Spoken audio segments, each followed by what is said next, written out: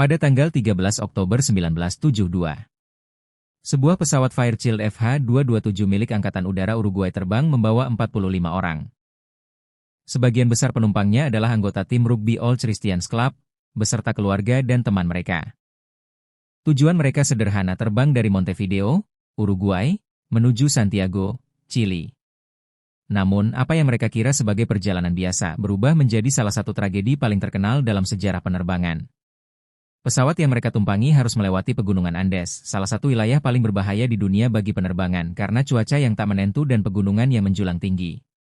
Ketika pesawat mendekati pegunungan, pilot melakukan kesalahan navigasi, ditambah kondisi badai salju yang membuat jarak pandang sangat terbatas. Pesawat kehilangan kendali, lalu menabrak punggungan gunung yang tertutup es dan terbelah menjadi dua. Dari 45 orang di dalam pesawat, 12 meninggal seketika. Sisanya terluka parah namun masih hidup. Hari itu, perjuangan hidup dan mati dimulai. Para korban selamat berada di ketinggian lebih dari 3.500 meter di atas permukaan laut. Suhu di malam hari bisa turun hingga minus 30 derajat Celcius. Mereka tidak memiliki pakaian hangat, makanan cukup, ataupun alat komunikasi. Hari demi hari mereka bertahan. Mereka memakan coklat, biskuit, dan sedikit minuman yang tersisa dari pesawat. Namun, persediaan itu hanya cukup untuk beberapa hari saja. Setelah lebih dari seminggu tanpa pertolongan, rasa lapar mencapai titik yang tak tertahankan. Tubuh mereka mulai melemah, beberapa orang mulai meninggal akibat luka dan kedinginan. Dalam kondisi putus asa, para penyintas membuat keputusan mengerikan. Mereka memutuskan untuk memakan tubuh teman-teman mereka yang telah meninggal, demi bertahan hidup. Keputusan ini bukan tanpa perdebatan, banyak yang menolak pada awalnya. Namun mereka sadar, tanpa sumber makanan, mereka semua akan mati. Waktu terus berjalan. Hari ke-10, ke-20, hingga ke-30. Mereka mulai kehilangan harapan. Pesawat pencarian dari pemerintah Uruguay sebenarnya sempat melintas, tetapi gagal menemukan lokasi kecelakaan. Karena pesawat jatuh di daerah salju putih yang luas, bangkai pesawat menyatu dengan warna sekitarnya. Tragedi semakin parah ketika longsoran salju menimpa lokasi bangkai pesawat. Longsor itu menewaskan 8 orang lagi, termasuk ibu dari salah satu penumpang. Teriakan, tangis, dan rasa putus asa semakin dalam.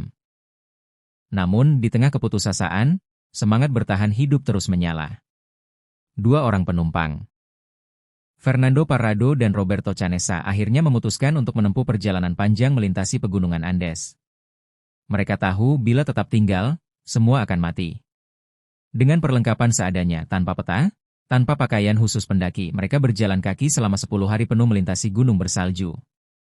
Mereka menghadapi angin kencang, salju, dan suhu ekstrim. Namun semangat untuk menyelamatkan teman-teman mereka membuat mereka tidak menyerah.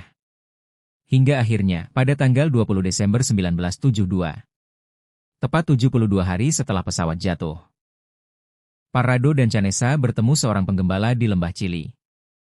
Sang penggembala kemudian menghubungi pihak berwenang. Dan beberapa hari kemudian, helikopter penyelamat akhirnya mencapai lokasi kecelakaan.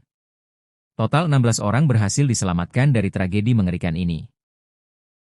Mereka adalah saksi hidup dari salah satu kisah bertahan hidup paling dramatis dan kontroversial dalam sejarah manusia.